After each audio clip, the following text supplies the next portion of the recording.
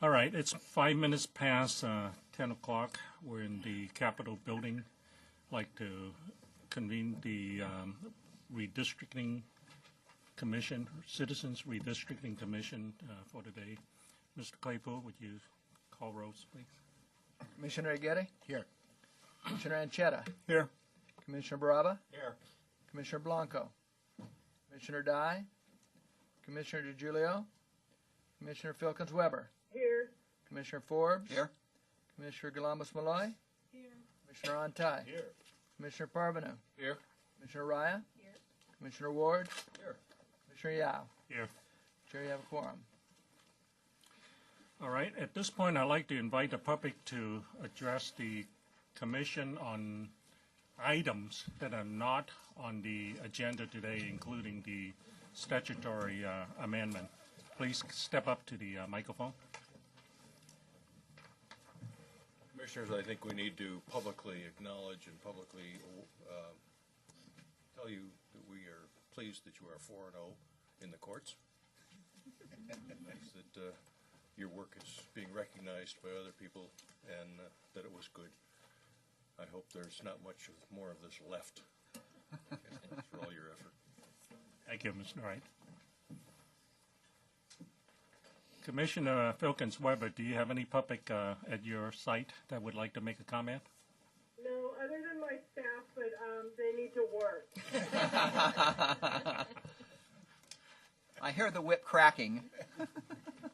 Chair, Yes. may I just, well, you can hear me if I'm right. I just wanted to extend congratulations to Commissioner Filkins-Weber on behalf of the Commission for opening her law practice yesterday. Wow. Thank you very much. And if everybody can use their microphone so I can hear a little better, I'd appreciate it. Maybe I need to upgrade the phone system. Peter, can I? I'm going to use the opportunity. I have sent you all an email twice. It didn't seem to go through. But tonight at 6 o'clock, this has nothing to do with commission stuff. At 6 o'clock tonight at the Avid Reader on Broadway, we're having a little get together for Vince's new book. All right, all right.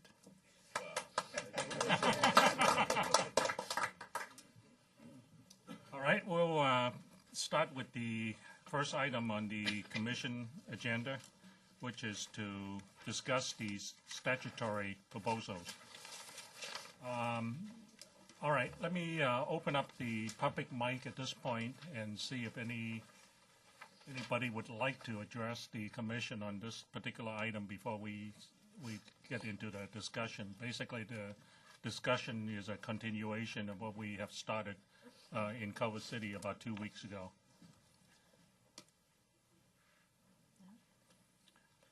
All right, seeing none. Oh, Comment. sure.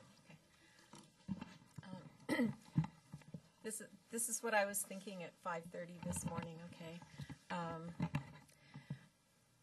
listening, just trying to digest everything and listening to what we heard in Culver City and last night. I was thinking that there's so much that so many people would like to see corrected or adjusted for the next time around, and I was thinking that we need to maybe just pull back a little bit and try to focus on just the most essential changes and not try to get off into too many details that really we probably don't have control over anyway, because 10 years from now there will be so many variables. So I think that would, I'm just suggesting that as a way of, kind of framing the discussion.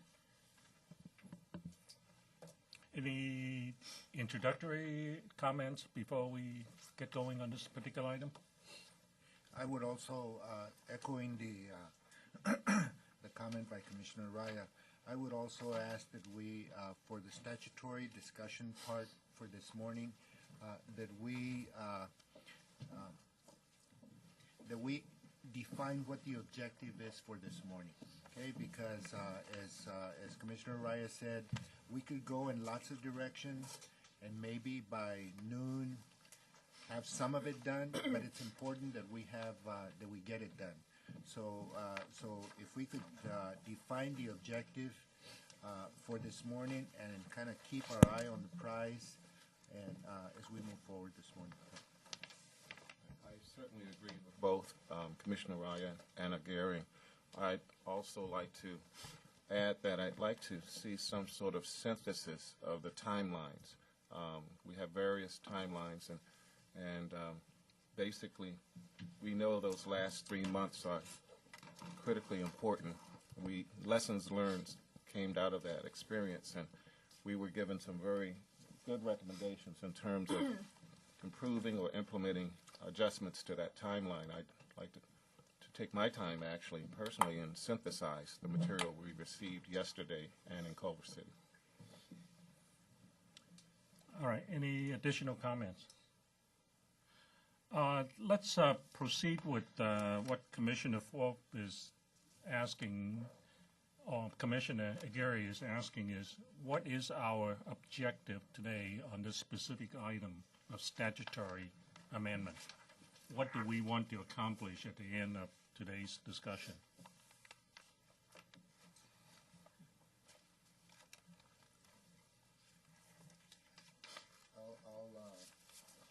In thinking this through, I think that this morning, as my colleague to the right, as he mentioned, we need to review all the input that we've received today. We need to somehow decide and or rank items that we feel must move forward. We're only talking, as I understand it, about statutory, not constitutional issues. Constitutional issues have a separate track that requires, as I understand it, a bill to be written by a sponsor, and that requires 2/3 of the House and the Senate. So we're only talking about statutory. Once we need to decide on those items, then move forward, and then from there they will go to the Bureau of State Audits and Secretary of State for their input. Then it'll come back to us. So essentially then, very briefly then, we need to decide on the package this morning of those essential items that we feel are critical and that we can agree on to move forward to BSA and SOS. Yes, Commissioner Lloyd. I agree with my fellow commissioner. I think that as we're taking the time to go through the different suggestions that have been brought to us and the ones that we have created as a commission, potentially there are 3 categories that I've been thinking of as I've been reviewing them, and one is the essentials that we would want to move forward this year. A second category could be an item that may involve more study, where we were undecided, but there was some critical mass of interest potentially, but it needs to be workshopped more, therefore placing it into perhaps in another year, but not right now, but we would like to keep it on the radar.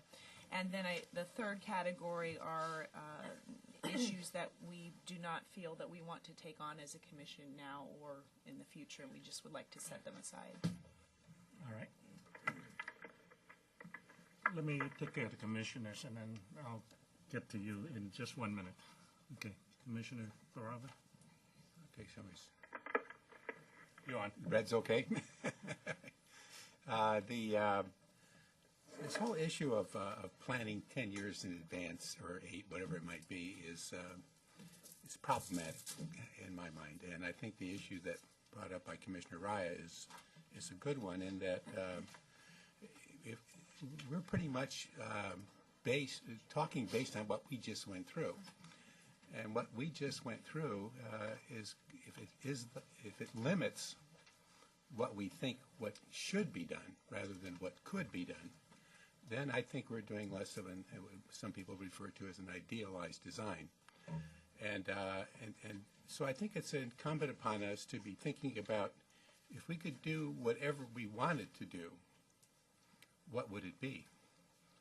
And the reason I present it that way is because as a society, we have always underestimated what's going to occur, at least from a technological or societal point of view. And the amount of acculturation that will take place in this state over the next 10 years by various groups, really positions them in a much different light than what the activity that we faced. So I thought what we heard last night was really good, but it was also very limiting, because it was limiting in the sense that we were saying, given what you just went through, these are the dates that you should start and these are the dates that you should end. And I'm not sure that that is really good criteria for us to decide. So in the spirit of what's been brought up, I just think that we should probably be thinking about if we could do whatever you wanted to do, how would you design this? Not how do we plan it, how you would design it. And there's a distinction there, because planning implies you got all the details to go with it. But in design thinking, the question is you set out a goal and you try to reach it after you pretty much decided what you want to do. Mr. Claypool? I just wanted to, just a kind of a point of order. This system will only take 4 mics at a time, so turn them off when you're finished, and we're keeping one constant for Commission Filkers and Weber. Commissioner Filkins-Weber, since we can't see your hand waving, you got to just chime in and whenever you want to. You can feel it? All right, so we're going to stay on only the statutory amendments. And if we get on a track that is not a statutory item, I guess any one of us feel free to jump in and I wouldn't say terminate, but at least defer that discussion to a later date. Number 2 is we basically want to give direction to the 2 commissioners. They're going to be discussing this matter with the BSA and SOS and the legislative staff after this meeting. We're not trying to make decisions, at least not absolute decision, as to what we're going to move forward. We're going to make decision on what we're going to move forward, but it doesn't mean that this is the final opportunity to put items on the agenda. Yes, thank you, Commissioner Yao. Once we agree on those items that we're going to move to BSA and SOS, then they will come back for consideration by this body, and then from there we will need to make some decisions at that point. Then they go to the legislative staff. They look that over. They bring those back to us. We look at them again. We make some decisions, and then from there it goes to the legislative analyst. So there's an ongoing process of discussion and negotiation, and I'm glad that you brought up the point about Michelle and myself, because we really need some direction and some parameters that we can establish, so that as we meet with other bodies, that we certainly need to know what the expectations of this commission are. You know, and if I might add that to Commissioner DiGiulio, that I mentioned previously, Michelle, that we're only talking about statutory, not constitutional. And in reference to that, Michelle developed a very nice table that identifies the items that have been brought before this commission and labels them as either statutory and policy. So I'm not sure whether everybody understands what the policy indication really refers to. Perhaps Michelle could elaborate on that. Thank you, Gabino. And I think this was an attempt, based on our discussion in Culver City, to capture some of our thoughts and at least our initial discussion. And again, this is a draft. There could be things that I didn't capture correctly, or maybe there's not full agreement on. But it was both an attempt to weed out those things that were very important points of discussion that were raised from those previous letters, but to also pull them apart from those that are actually potentially statutory recommendations. There's a few that are constitutional even, I think, even maybe it was Mr. Neff's letter. And then there are a number that are actually more of a policy recommendation, kind of the lessons learned, as Maria had mentioned. So this was an attempt to initially go through some of those ideas. I don't think this is where we're going to land forever. I think it's a point of discussion. We may want to stay with it. We may want to change it. But this is, from what I captured in my notes, our initial discussion. So maybe it's a starting point for us to move All forward. right, thank you. Yeah, before we get into the details of it, let's make sure that we concur as to where we want to start and where we want to end today, so that we can bring it to some meaningful closure. Commissioner Ancheta? Yeah, no, I agree. That's a very sound approach. I mean, I don't want to complicate things by establishing more categories, but I'd suggest maybe 5 categories overall. I guess the regulatory. Right. So I would suggest constitutional as one, statutory as second, regulations, because there's quite a lot of regulations that we actually have. We didn't promulgate them, but the BSA did, and I think the Secretary of State as well. But there's quite a lot there.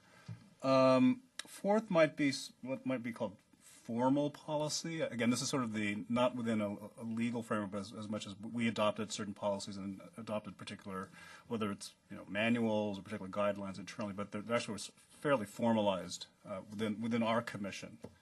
And then the fifth might simply be sort of discretionary practices that suggestions we might give to the next commission, but ultimately it's your call. We're not going to be around at that point to tell you what to do, but they are concerns that might come up. And I think it's important to focus on the statutory things, but again, just the normal course of discussion is, well, here's a problem, how do we fix it? And there might be multiple layers in which that problem could be solved. I think, again, we have to focus on statutory this round, and I think this relies on good note-taking by the staff and our delegated commissioners, but I think the breakdown is important to get a better sense of how we problem solve around larger problems, but then we can zero in on the statutory concerns. All right, so in capping off this portion of the discussion, if we get to 85–90% of all the items that we want to put on the discussion table, then I think we probably would have fully met the objective of today's session. Is that something that we can concur with, or is there something else that any commissioner would want to add to today's output? Commissioner DeGiulio. I think I would only add to tie into both Commissioner Chen and Commissioner Gary's comments that it'd be helpful if we go through those ideas that we've already listed, as well as the additional information we received, as well as some of the ideas from the advisory committees. And we can, to simplify things, if there are things that are constitutional or if they're regulatory, we can identify them as such, but I would suggest that maybe we hold off on a full discussion so we could focus on the statutory right now, so that Gabino and I could walk away today with some firm idea of the statutory.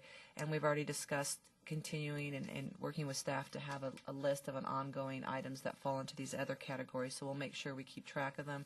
But if we could focus on the statutory. Right, we'll track them, but we will not discuss nor make any decision associated with the non-statutory amendment items. So, all right. So with that said, go ahead. I was thinking of the conversation. I was wondering if at one of our next meetings, we might ask Cynthia or someone to identify people who are thinking about the next generation in the way of technology and communication, and just have them come in and give us an indication of some of the things we might expect to be available that we probably aren't thinking about now. And I think Cynthia probably knows some people. Okay. You brought up a good point. Perhaps we should attempt to identify the next time we're going to meet so that we kind of have a feel as to when's the next time we can get together and discuss not only the statutory but anything else that's on our mind. Is there any suggestion as to whether we're going to do that over the phone or meet in person, Mr. Claypool?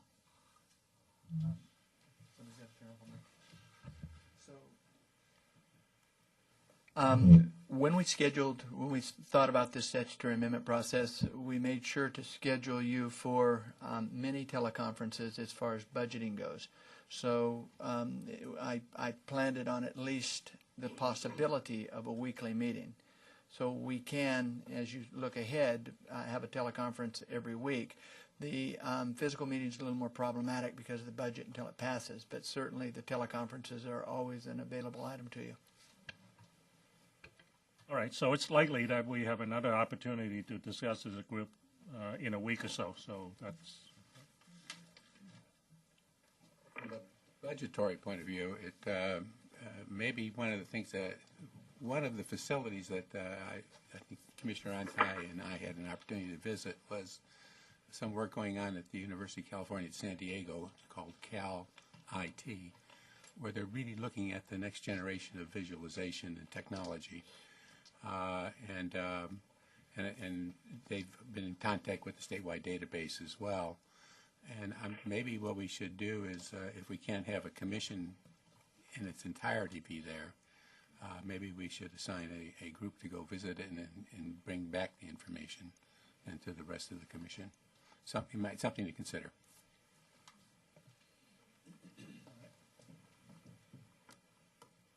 all right. With that said, let's jump right into it. Michelle, since you have the list, why don't you? Oh, I'm sorry, Connie. We need to. I need a green light, right? We need to have commission. Red light's okay. Okay, I know. So I can tell who's going to be next. In attempting to review the recommendations that had come from the advisory committees, I have the handouts that we had used from that meeting maybe a month or two ago. Would those be the most up-to-date compilation that we have to work from? Well, I'd actually ask Dan in London. Dan, Mr. Claypool, were you able to make copies of those, of the recommendations from the advisory committees? The advisory committee, the legal. Okay, I have them all in email format, but I had requested that maybe those would be available for our distribution today. It sounds like that didn't happen. So I think other than the ones that had arrived in original email, I think it's maybe up to each advisory committee to discuss, to remind everyone what those were. I could pull those emails up as well, but I think that's the best we have right now to answer your question. Thank you. On second thought, maybe a way to proceed is to see what else we want to add to the list before we discuss any of them in detail. Could we maybe just start with the initial discussion with this handout and see if this is accurately correct, and we could identify, maybe there's some that, as Commissioner Chet had mentioned, go to regulatory as opposed to formal policy, or just make sure the ones that, or maybe we should just at least look at the ones that are statutory, and that would also dovetail with the discussion last night that expanded on these from the consortium and then from NALEO. Would that be a way to start? And then we could also, I think it would be important to discuss Mr. Wright's letter and presentation and Mr. Salivari's at some point as well, too. And then we could talk about either the advisory committees and or any other issues that have come up that maybe commissioners have identified that haven't been formally addressed yet. Commissioner Antai? Following up on that, for us non-lawyer type commissioner, what's the difference between statutory and regulatory?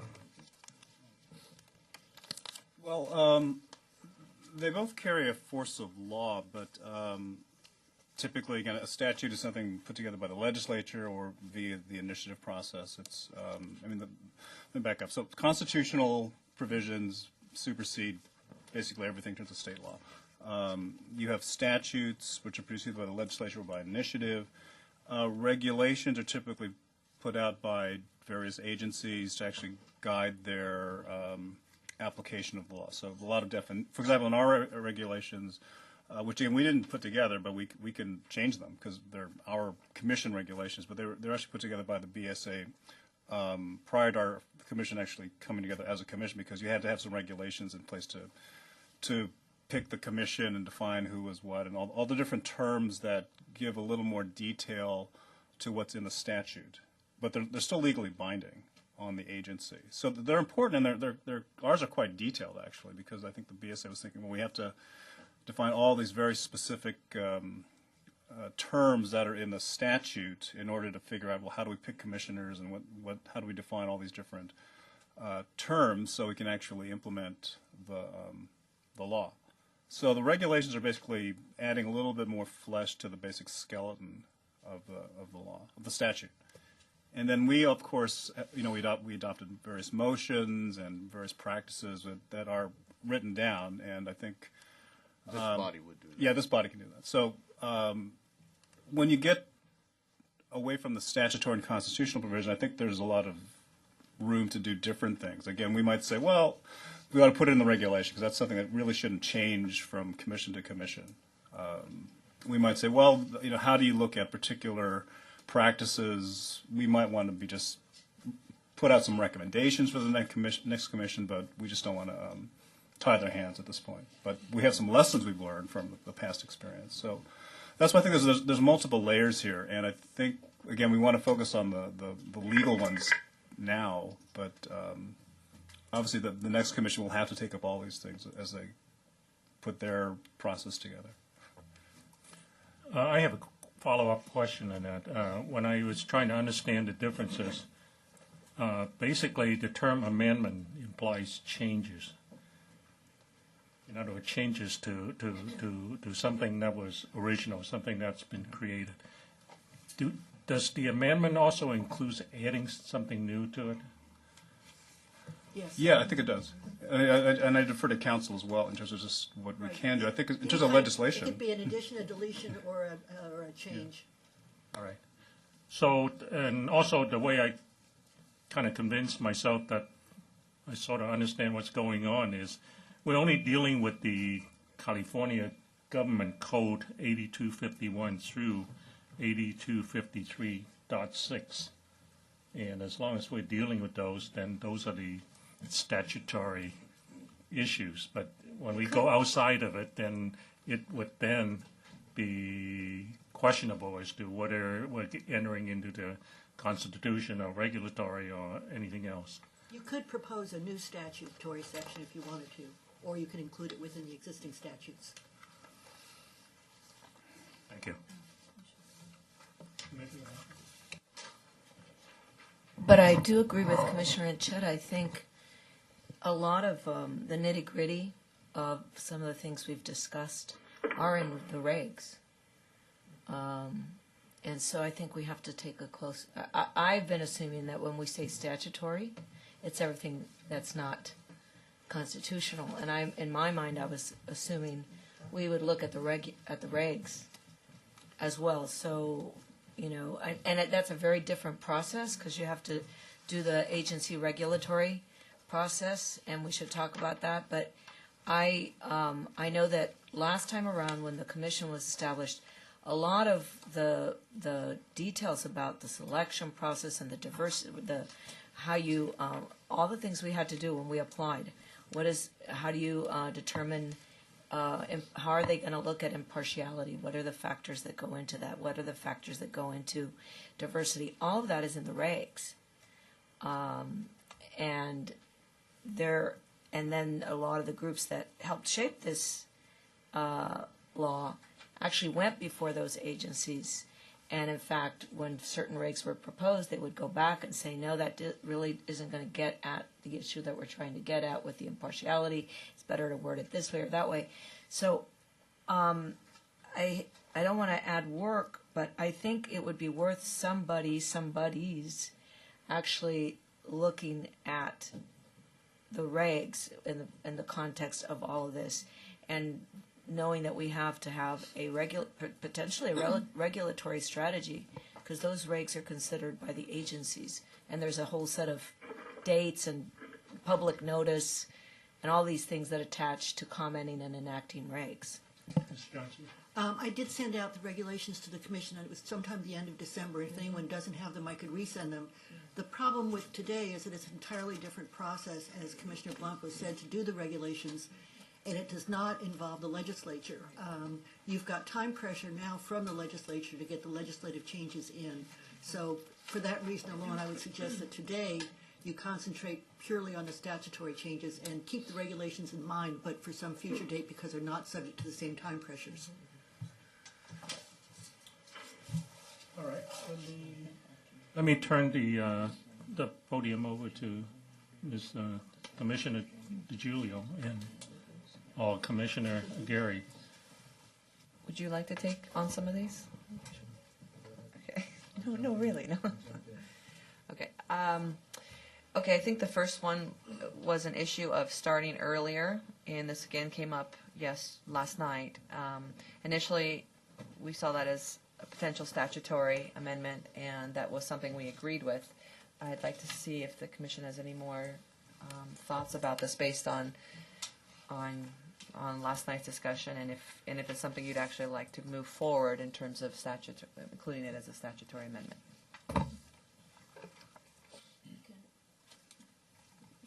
Just as a point of procedure on this, maybe when as you're going through them, you or Commissioner Aguirre, you could actually note what you're changing, what section of the code relates to that change, and that we can track that on the code. Or maybe Marion can track it. I can try and track them. One suggestion on the timing, the statutes now say by such and such a date, such and such will happen. So there are two avenues that the commission could decide to go. You could change the statute, or you could make suggestions to the following commission that even though there's a statutory deadline, they may want to try and accomplish something earlier than the final deadline. So it could be a statutory change, or it could be lessons learned for the next commission.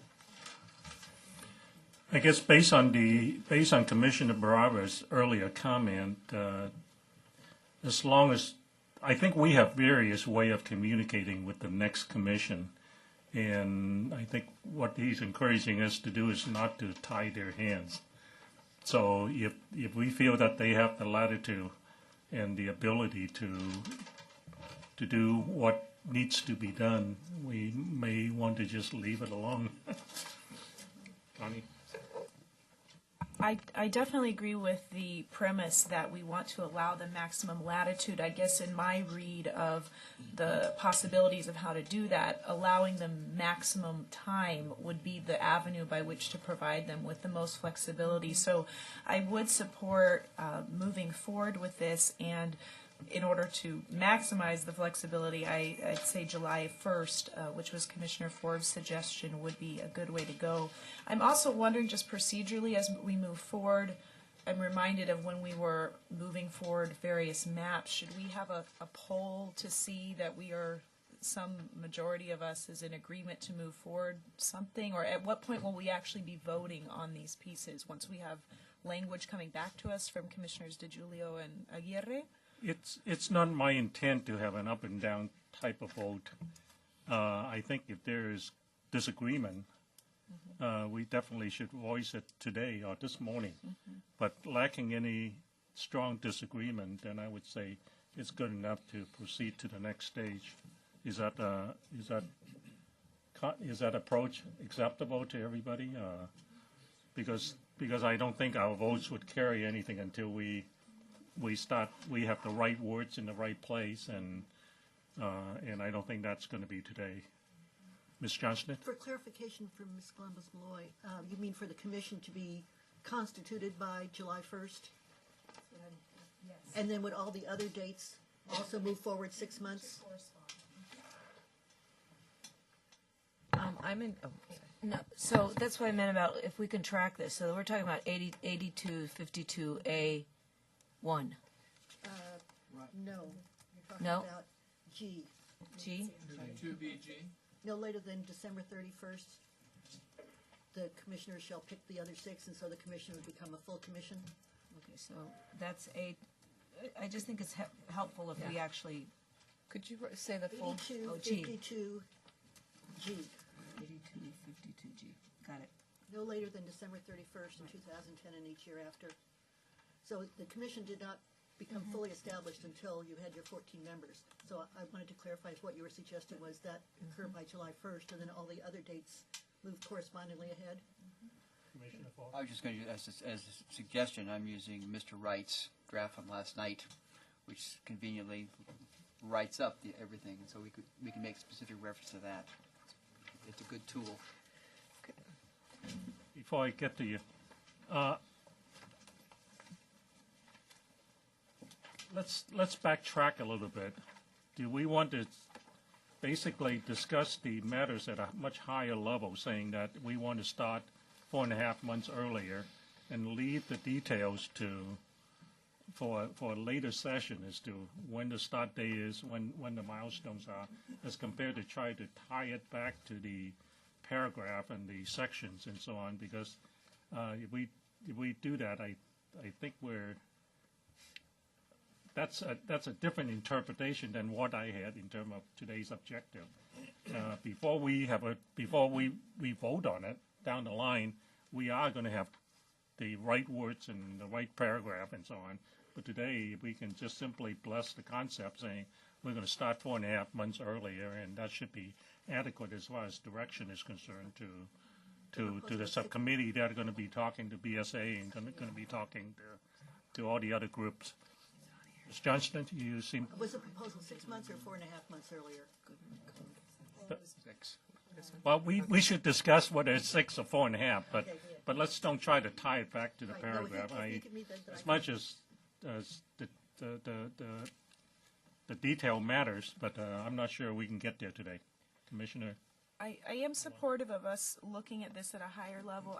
My intent of how I understood our delegated authority to Commissioners DeGiulio and Aguirre would be that we would provide them broad direction, and the two of them could sit and do more of the detailed analysis. And I think if we try and workshop at this level of linking up to the government codes, I don't think we're going to finish this task today.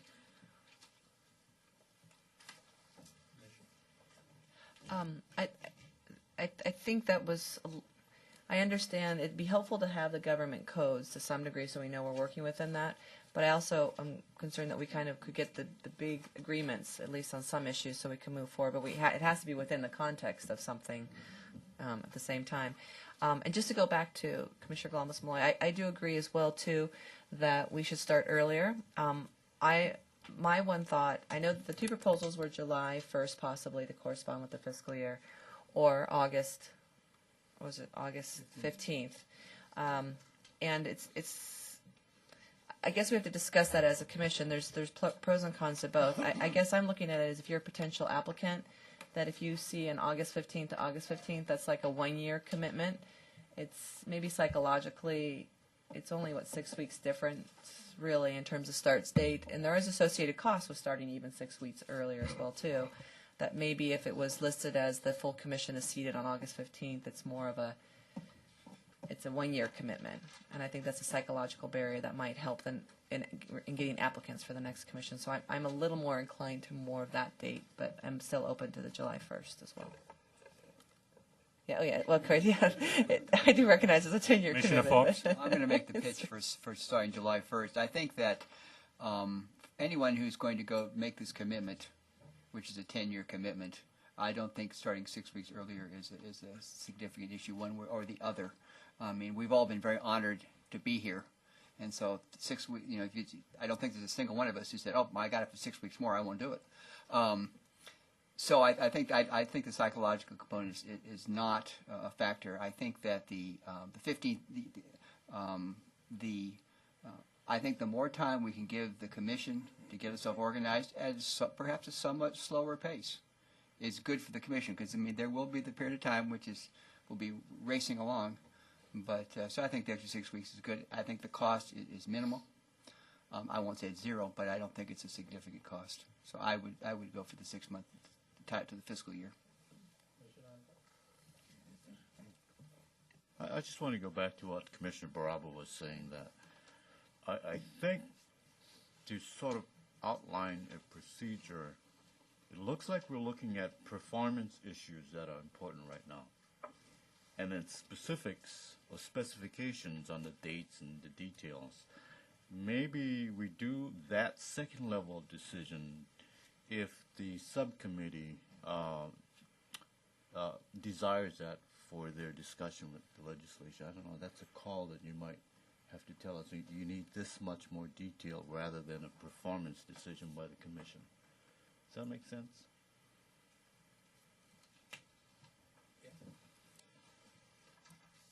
In the broad scheme of things, whether you start on July 1st or August 15th is not a really big event in the broad scheme of things. So the question is start earlier, then work out what that specific might be.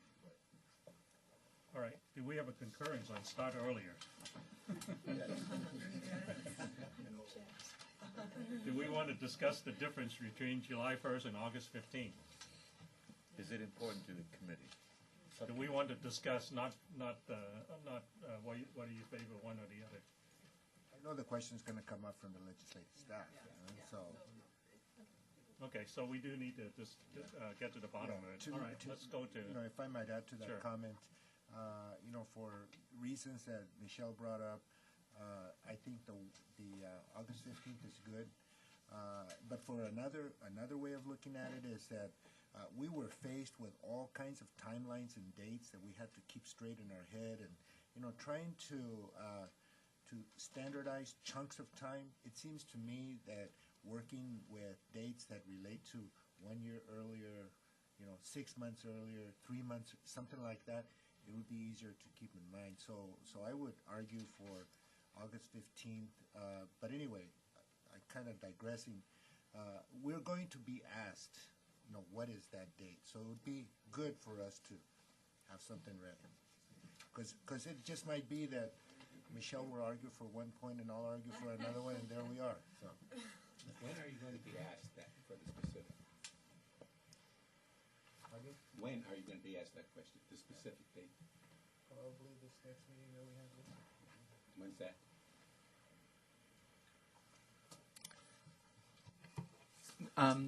Once we have this together and we pulled what the commission wants to go forward with, then we'll schedule that. So it hasn't actually been scheduled. It's more open-ended just because of the time that we might need to pool our suggestions here.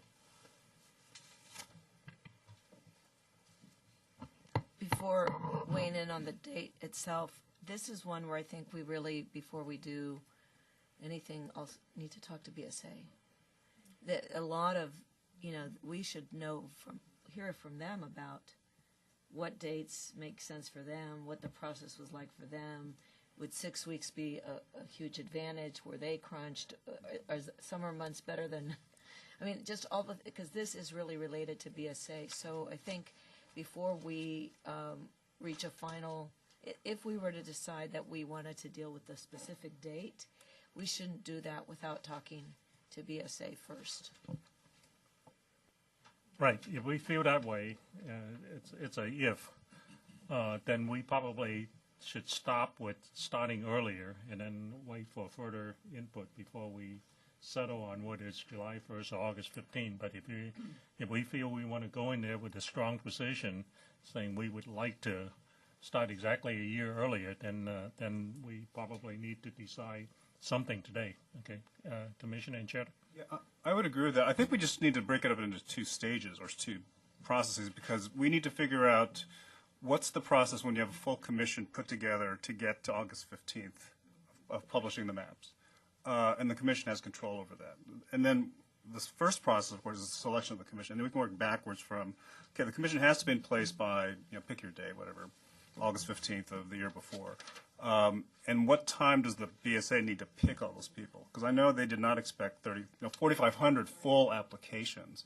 And I suspect the biggest crunch was getting down from 4,500 down to 120. That was an enormous amount of time, I think, and I think they'd have a lot to say about spreading that out a bit more. But I think it's right to just sort of yield to that process. But I think we are the ones who actually, once the commission was formed, worked through a very condensed process. And I think we should try to look at that part of it in our discussions now, and then sort of yield to BSA to work backwards from when you need to come up with the commission or the lottery, basically, and figure out what it takes to get to the lottery point.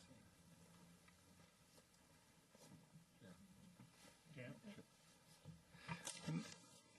Kind of going with where Commissioner Anchetta was going with that idea, the Bureau, for your starting date, it's simply going to, it's going to be math to them. They're going to work backwards, look at their past experience, and then they're going to meet the deadline.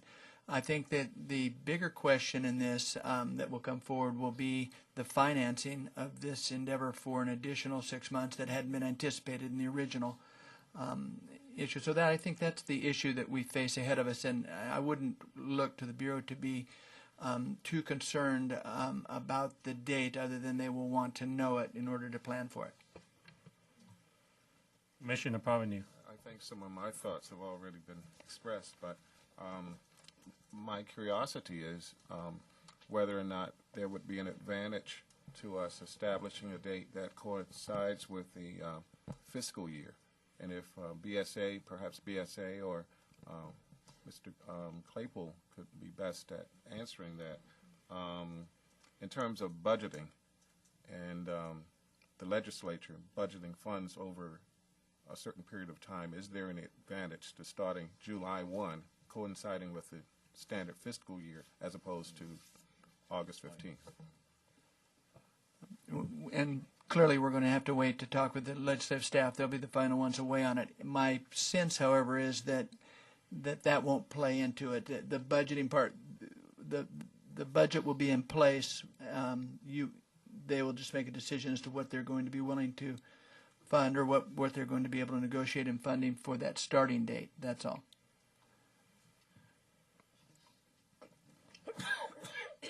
Okay, so I think what we can do, I'm trying to think of a way to merge some of the ideas as well, too. Would it be best if we continue to talk about these issues? We can have at least a framework, so in this situation there's agreement about starting earlier. We will move forward to talk with BSA and other parties to see what would be advantageous to them. And then we would come back to the commission once we get some of that information. It goes back to what Commissioner Galambos-Malloy said, is what Commissioner Geary and I need right now are some frameworks to keep moving the process forward, but this will be a continual back and forth. We will bring the updated information from the legislative staff and the other parties back to the commission for some more refinement. And I also think along the way, if it's all right, I'd like to suggest that the next time, once we get the framework, we'll come back with Commissioner Blanco's idea with the specific statutory areas as well, too, and to see where that would, whether it would be require a change or an addition. Anybody can't live with this proposal? I just have one question. My arms aren't long enough. I just want to be reassured that we're not going back and forth to other parties on a piecemeal basis. Yeah, and I think that's why it would be very helpful for us to have some very solid ideas. I think when it comes down to it, based on some of our initial discussion, there's not a lot of actual statutory amendments we'll probably be making. There may be some more regulatory and policy, but I'm thinking that if we could really focus on some of those ones that we're pretty certain we'd like to move forward, it would just be a matter of getting the details worked out after that. Because I don't think we're looking at big changes unless there's something that BSA or the legislature's thought of that comes to us that was completely out of the blue that we haven't thought of. But if that was the case, we again bring it back to the full commission. Okay. Let's move on to the next item, Michelle. Okay, this is one that's the issue of the outreach, and Ms. Gold had raised that last night as well as Ms. Capel and Mr. Young, about the need for outreach. I think this is a two-part. It's initially it says disagree because there was discussion on us, not that we agreed with the outreach component, but we disagreed that it was BSA's responsibility.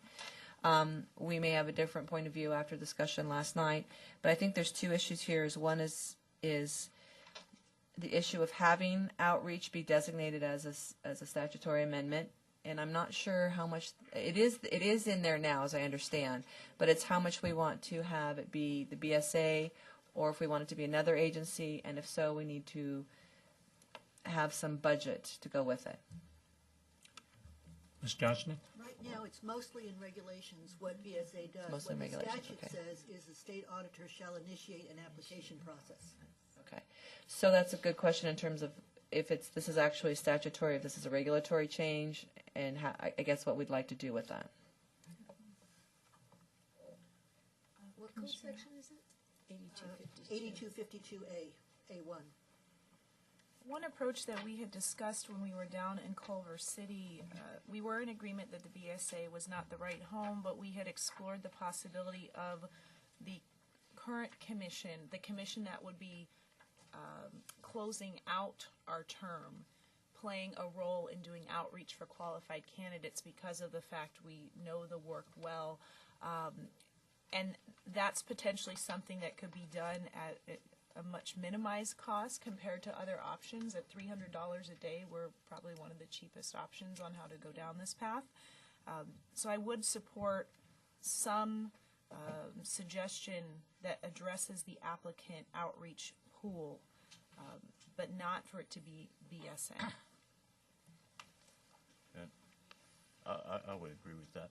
So, Mayor, I'm still not clear on that. So, the suggestion that we just heard, would that be a statutory or a regulatory? It could be either. Right now, the statute just says the state auditor shall initiate an application process. You could amend that statute to make it clear what steps the state auditor is to take, or you could look at the regulations they've already adopted and propose modifying those regulations. So you could do it either way. Okay. I think on this point, I'm inclined to. I think in terms of statutory, it seems like that outreach effort has been established there.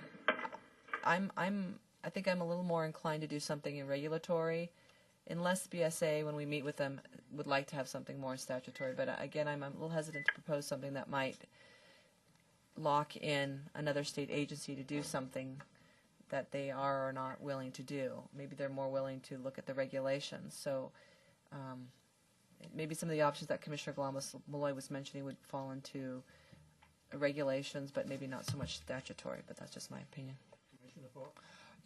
It might help, though, BSA, when they, 10 years from now, when they're in budget wars, to have a statutory reason to do something rather than a regulatory one. And so it might give them cover and weight in getting the money to do the outreach that we think would be necessary.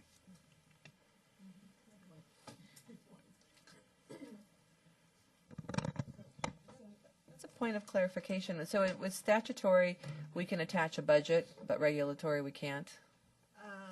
Regulatory can affect the budget. Statutory may or may not include a budget. So so that's part of the issue, that when we go to the legislature, if we propose that will come with a price tag too. Correct. Yes. Okay. Yeah, I really agree. When all these discussions where we're trying to put together what the true outreach budget is, which is going to have sticker shock attached to it, the more that's a requirement that's statutorily required, the easier it is to push, for the funding for that work. So I would really lean towards adding something to, whatever, subsection to 8252A1I, or whatever. But really, so that I think it will give us or future commissions or whatever some ability to push for funding. Commissioner Chen. Yeah, no, I'd agree with that point. And as we've discussed in earlier meetings, there was an enormous amount of foundation and other philanthropic support for outreach, much larger than I think the Commission ever could have afforded. And there's no guarantee that any of that level of funding will exist in 10 years or 20 years. So I think it's important to build it into the statute itself. Commissioner Gary? Yeah, and last night we kind of got a little bit bogged down with this, and short of asking, some of our presenters to identify what that agency might be, I think their recommendation was that something along the line that an agency will be designated, and whether it be BSA or whether BSA designates an agency, as long as we have that, an agency will be designated, that should carry it. Commissioner Baraba? I think it might also be noted that we ended up with a pretty diverse commission. And so somebody over at BSA was, something happened. And I'm sure, by the way, that it was a lot of these other outside organizations that encourage people to apply. But the notion of if BSA is going to be responsible for the application process, it would seem to me that they should have something to say about how the extension is going to be, whether they do it themselves internally, whether they retain someone, whether they do the outreach to the nonprofits. But on balance, it's pretty hard to argue that they didn't come up with a diverse commission. Commissioner Malloy? Well, when we look at the pool as it was initially constructed, we have Irvine Foundation who put in nearly $500,000 during the applicant process, and my understanding of part of what went into that investment was that there was some level of concern upon review of the initial applicant pool before the period had closed for applications, some real concern about the level of diversity that was within the pool. This was after the BSA had spent, was it $1 million? I could be wrong on the exact numbers, but they had hired a very high capacity firm on a tight timeline to do an outreach effort. And so, my concern is that clearly we want to, we agree, I sense that we have some agreement that we want to move forward with outreach, but that we should not assume that the BSA or an agency that would use the same approach that was initially tried, minus the investment by Irvine or somebody else to kind of augment that we would end up with a pool that would get us to the level of diversity we have on the commission now. So I'm not sure where that would fall in terms of us being able to specify more, perhaps the type of process that would be used, but that's my concern. All right. No? Vice Chair. Commissioner. Now you gave me forgiveness, yes. I guess for me this is an example of an area where we need the input from, I'm sure it must have occurred to BSA as well that the initial process didn't go, that they've examined that and come to some conclusion that the initial process did not produce the pool that was needed to reflect the citizens. So I don't know if this is something where we want to just gather our broad concept, and it's one that you're going to have to get, I think, something back from the other parties. Mm-hmm. All right, I think we concur that we're going to make this a statutory amendment.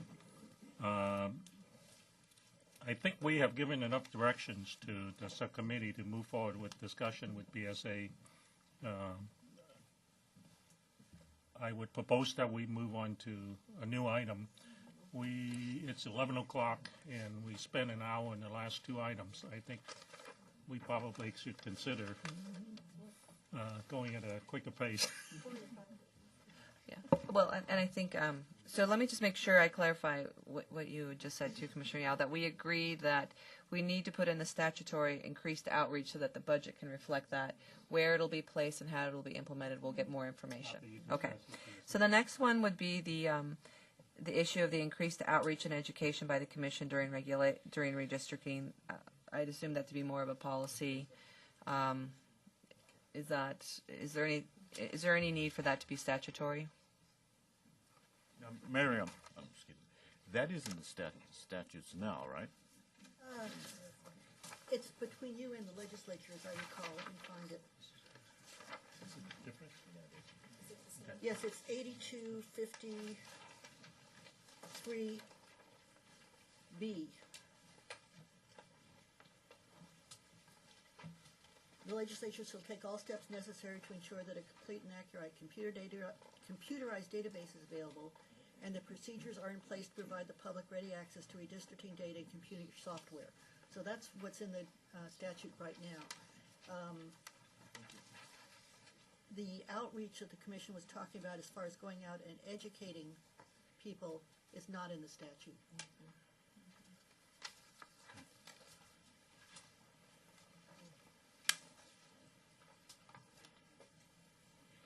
So I would recommend that we consider the Commission doing the outreach as a statutory requirement.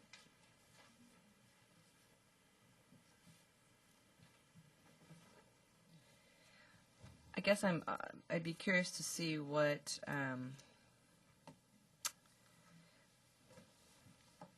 that would entail in terms of what type of, if we put that in the statute, in a statute, then we're saying you have to do certain things, and what would those be in relationship to the job of drawing the lines, redistricting? Because I think that was something we battled a lot with recognizing the need to do outreach and education, but the reality was, as our job was there to do we had to do just enough to be able to get the information so that we could draw the lines. And was there an advantage to putting it in the statute to tell the next commission you must do it a certain way, or do we leave them? Well, I think at a broad level that it's a statutory requirement that the next commission does outreach, educational outreach, and that's it. And then leave it up to them as a regulatory process on how they would carry that out in detail. Commissioner Antai, we had that requirement, if I recall some of the earlier discussions. We just felt that we didn't have the capacity, not only in the budget, but also in time, to be able to do a thorough job in the arena of outreach and education. So by putting in a stronger language, again, the same issue is, do we think that we have the capacity and the likely budget to make this happen? The next commission. The next commission, okay. Commissioner Forbes? I would agree, though, with Commissioner Antai. Granted that we didn't have the budget and we didn't have the time, but I think that if you look out and be able to project into the 2019 period of time, we'll at least be in a position to ask for a budget and have a concept and have the time to develop such a plan. So I think the fact we couldn't do it, that was our experience, which I think was absolutely the right call. I think that in designing the program we want to see it be, I think that I would include that as well as a statutory requirement and leave, in general language, leave it up to the next commission to define how to do that. I would agree with that.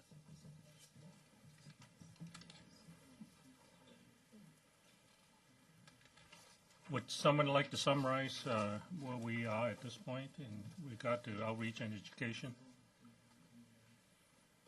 So is it my understanding that we would like to put in a statutory amendment to make it a requirement that the next commission undertakes outreach and education, so that we'll have then we'll put a budget associated with that? Yeah, that's what I would recommend.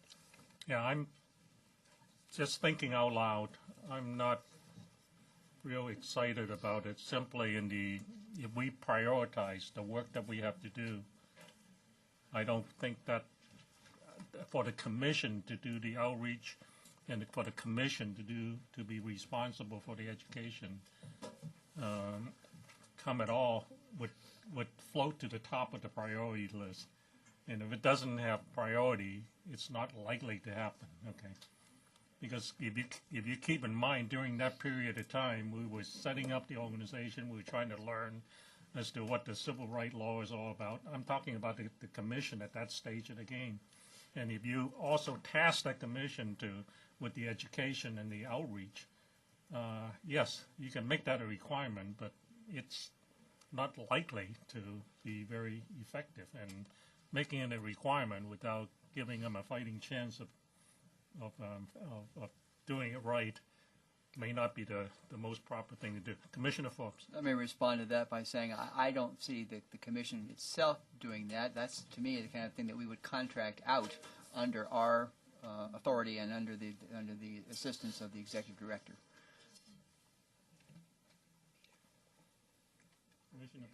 I would also point out that it's the belief of a lot of people that the best way to learn something is to teach it.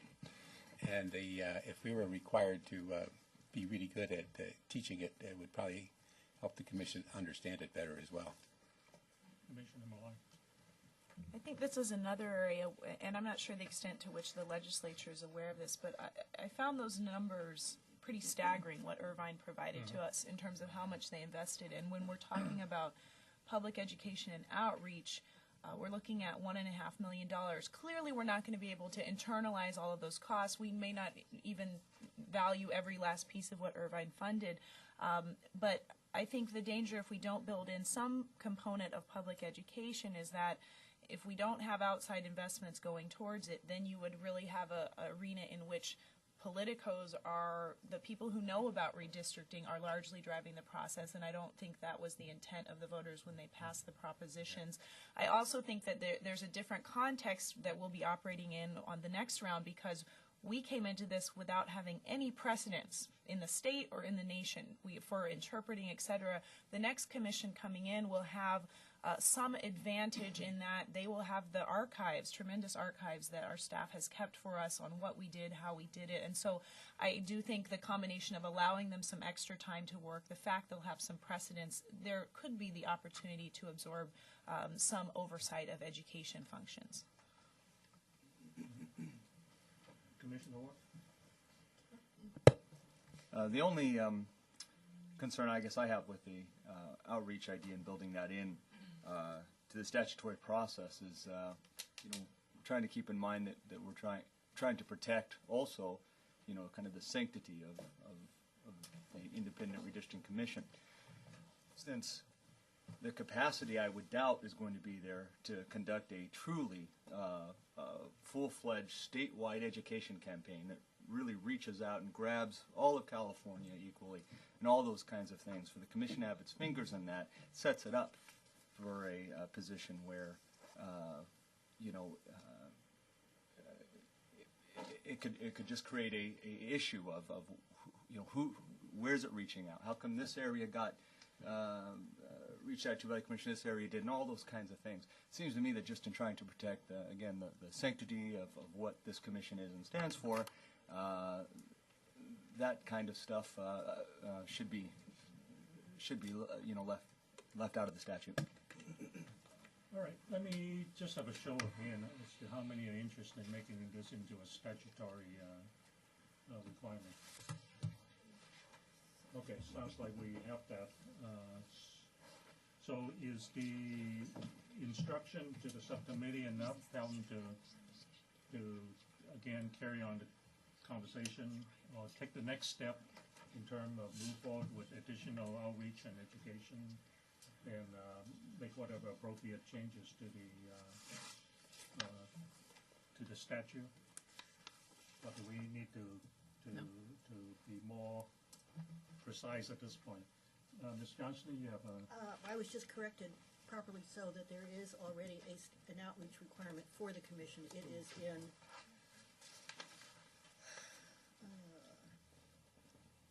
8253A7.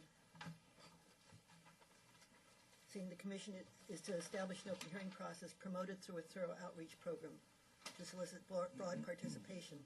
That doesn't specifically say education. So what you might want to consider is including in your outreach requirement going out and educating the community as well. Okay, shall we strike the word outreach from this, from item number C and limit it to education, if that's the case?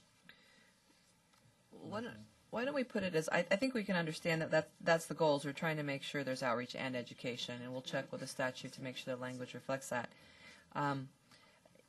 I can see as we're going through these, and maybe I'm saying the obvious, but I think with all of this is kind of like, this is basically all of our wish list, right? Because everything that we're putting in here is going to have a dollar amount.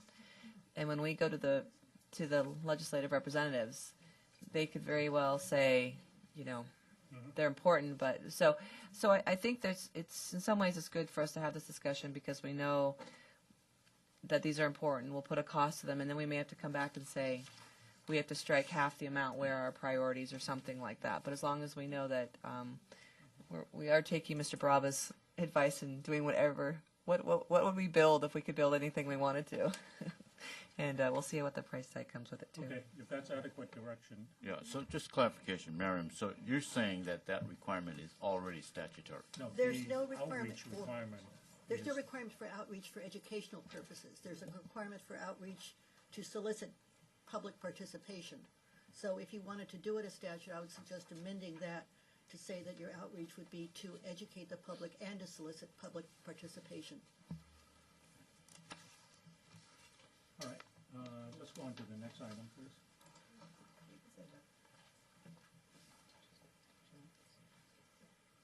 Okay, the next one is to eliminate the transfer from BSA to SOAS during the transition to the full commission. Seeing no Yes, objection. yeah. Okay. All right, increase the commission's budget. I think we all agree with that. That's what we're trying to deal with right now. I do think there was a point, though, last night that was brought up by Ms. Strong. Let me see, what was that? It was in relationship to those four. Does anyone recall? He added the creation, the drawing, litigation, ongoing. I have it here. Then the suggestion was to add outreach as a fifth category. Yes, All right, outreach. on that budgetary item, I'd like the commission to at least agree on the approximate dollar amount it's been proposed. What we spent this year is one of them, $5 million was what we heard yesterday, and $9.5 million was another number that we heard, and a lot of the items that were suggested haven't been dollarized. So what is this commissioner's best thought in terms of the proposed budget? Doubling it, tripling it? Your mic's not on. By the way, I think that Mr. Claypool may have some thought. I think he's working on some of those numbers right now, too. I received a text from Commissioner Filkins-Weber. She can't hear at all. She's having difficulty hearing and participating. Can we do anything to try and correct that? Oh, we've got the microphone here by the machine. I don't know. And that's outbound. Jody, can you hear us? Jody? I can hear Michelle. I'm having trouble hearing Commissioner Yao. If anybody is not into their microphone, it's very difficult. I'm trying to either listen on the phone and online, basically. But I'm following the headline as best as I can. But Michelle, I can hear fine. So just if you can help me in that regard, I'd appreciate it. Me, Wallflower? I was revisiting the proposed amendments that initially came out of Finance and Administration, and this is what we had suggested at that point in time as a starting point. A, that you would replace the $3 million with CRC's actual incurred cost of that first 3-year period, and then you would adjust from there to include the first 12 months of legal cost of defending the maps, and further adjust the 3-year budget with any suggested process enhancement. So as we were discussing here, the education component, anything else that would come out from our list of suggestions today. I feel like it may be difficult without Commissioners Aguirre and DeGiulio having had the opportunity to talk, particularly with BSA, for us to come up with a number or even a range of numbers. I understand the intent, but it feels like there's still a bit more detailed work that would have to go on that. The starting point is really what I'm seeking as far as direction. The floor. To Michelle and Cabino. If we start with the thought of we don't want the budget to shrink below what we spent this year adjusted for inflation, the budget is likely to be at that level without a significant additional amount of money, for example, in some of the things that we discussed earlier, outreach to the potential applicants and area of that nature, because as we already discussed, money was spent, but not by us, okay? And but if we go in there with something significantly higher to take care of that, then that is the direction that I would like us to give to them, so that they can argue that point and bring into the fact that we didn't do an adequate job. Perhaps is one of the arguments. The public wants more of it. That would be another argument. So the direction is really what I'm after. And you're right. At the end of the day, we have to justify every number that we finally propose. Otherwise, we won't get it. Dan? Per your instructions, we've been working on those numbers to generate the amount that this cost. We have some very specific numbers. We know pretty much exactly what it costs the Bureau, but we're asking the Bureau how many of those numbers would be reduced, given that they don't have to go through the statutory process of generating the statutes, which was about, in my mind, about half the cost.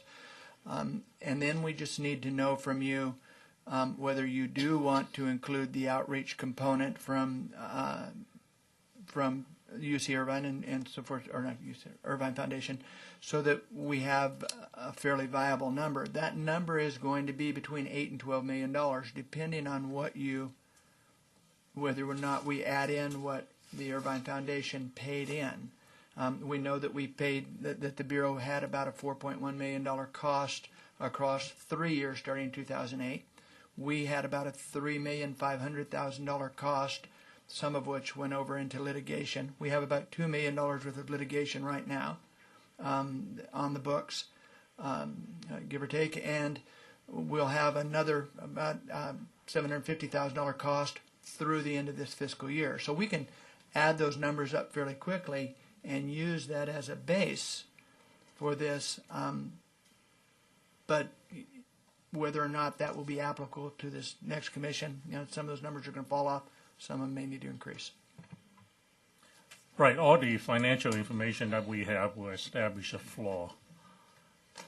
But I think the wish list, for example, just yesterday we talked about language translation. Okay, a significant amount need to be allocated to that. That's something that we really didn't do very much of, other than making a translator available during meetings. Okay, so those are some of the things that we may want to add on. But how much of it does this commission have in mind? As I said, I'm not looking for a number. I'm just looking for an order of magnitude so that they can go forward and attempt to fight for this commission as to what we want. Commissioner Forbes? I think it's difficult, though, to do an order of magnitude because the initial budget was such an arbitrary number given what we anticipated to do. As I understand, it was what the legislature spent 10 years ago, which had none of the things that we did. And so you really can't do, and I think we have to be prepared to tell the legislature that number was a made-up number. And that the number we're now proposing is, in fact, the number that's necessary to do the things that one, that the statute actually requires, and two, the add-ons that we are adding on, and that's how we think it should be done. And again, I point out that even a very large number of $10 or $12 million only represents a quarter per person in the state, on a 10-year process. I mean, I don't think that's I think that to me is just not, it's a very defensible number. Let's put it that way. Exactly. I'll find that in the sidewalk. Commissioner DiGiulio and Commissioner Aguirre, do you have enough directions, or do you need more from this commission at this point in time? I think that it would be hard to arrive at a figure at this point, but I like the the visual that comes to my mind as far as can we start with a certain cost to each taxpayer in California, and if that's $10 million, whatever, I think without getting into specific figures, as the population grows, 10 years from today, that number's going to go slightly higher. But so, what do you think, Michelle? Do we need to nail it down, or no? Okay. Not yeah. So I don't think you need to narrow it down, but I would strongly suggest that you have a fact sheet that's like a narrative that describes some of the things Commissioner Forbes was saying, that we lay out, this is what was budgeted, and this is what that budget was based on. Here's what this process, in fact, required. And even in that narrative, keeping it simple, but even in that narrative, explain that the initial outreach yielded a very non-diverse pool, and that required additional, sort of walk every item that we're asking for to be included in a budget yet to be determined in terms of the dollar amount, that we actually have a short narrative as to why that's fundamental to the redistricting process. So I just think that would help a lot in moving some of these things forward. Commissioner Encheta? I'd agree with that. I think putting the legal defense to one side, which again is highly unpredictable, I think the other budgetary items are quantifiable in a general way. I think we can say, well, it's going to cost 5 to 6, whatever. I think that we have a good track record. We don't have a good sense. In fact, we're still paying our legal bills, right? So we don't even know what that will be. And I don't know in terms of the process how we might advocate for a little more.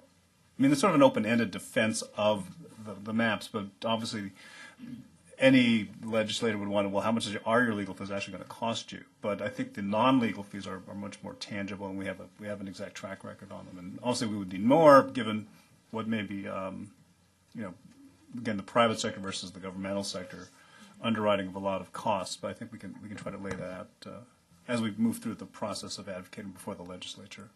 Commission? Yes, and I would agree with that, and remind ourselves that we've generally discussed setting up or suggesting a revolving fund for litigation, so that would be a fund that could be accessed depending on the cost of the defense. All right, let's go into the next item, the hiring process. First of all, is that a policy or is that a statutory issue? Which item? Item number 6 on the.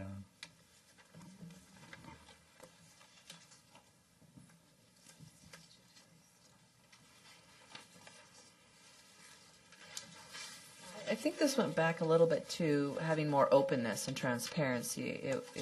I'm not sure there was an issue with how to go about it, but maybe just being increased outreach for potential staffing applicants and having more transparency in the process, as I remember the conversation, unless there was some issues about changing how we hired.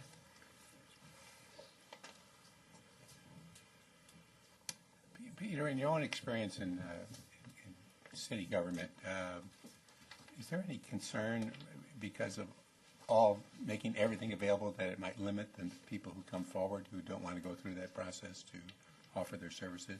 Absolutely. When we look at potential candidates for commissions, the fact that we expose a lot of personal information about an individual discourage a lot of people from coming forward. Absolutely, that's the case. Stan? Yeah, just another observation is that also, if you're out looking, hunting for a city manager or something of that variety, they're not going to want to announce to where they're working now that they're in the process of looking for another job. You're going to cut your pool a lot. So I think that now one thing though I was looking at, we did discuss this early on, is looking at the section itself. It talks about the commission shall apply the conflict of interest listed in paragraph 2 to staff, and that's a statutory change. And do we want to?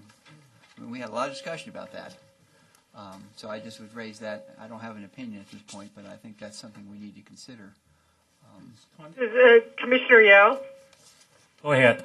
This is Jody. If we're on item 6, if I'm following and straining to hear as much as possible, I think we are.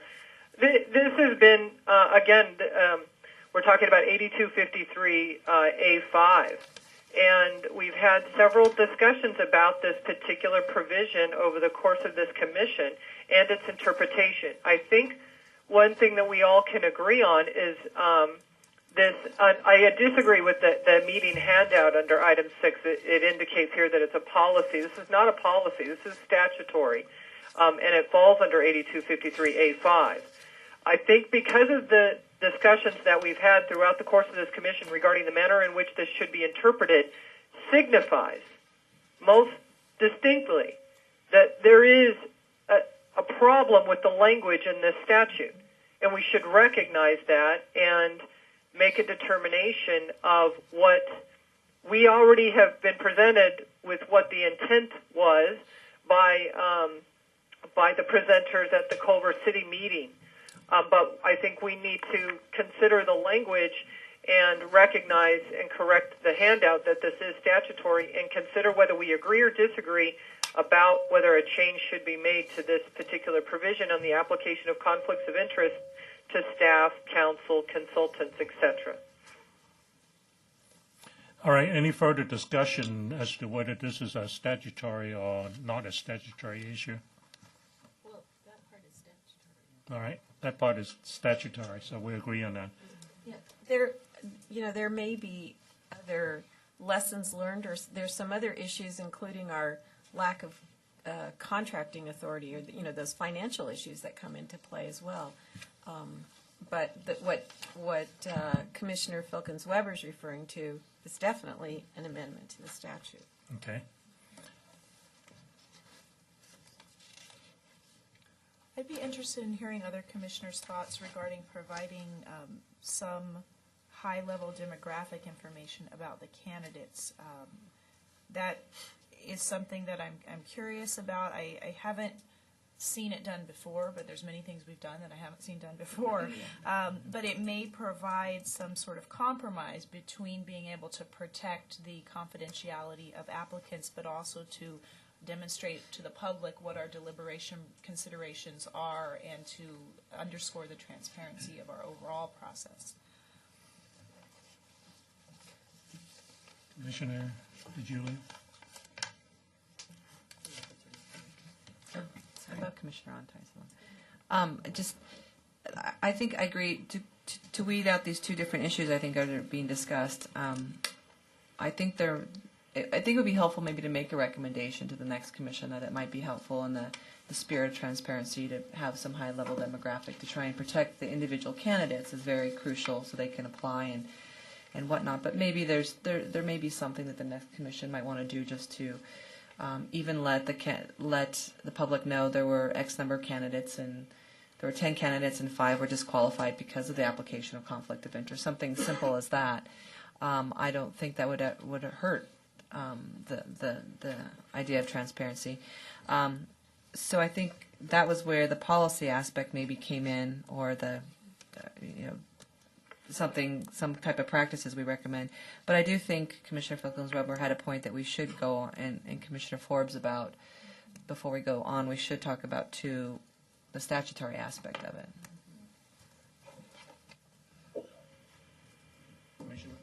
Yes, I think there is I'm reading, the commission shall establish clear criteria for the hiring and removal of these individuals.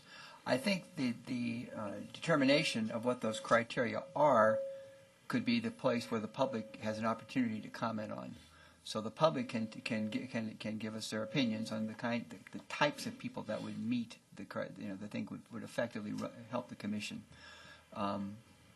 while it was still allowing us to maintain the privacy of the actual individual applicants.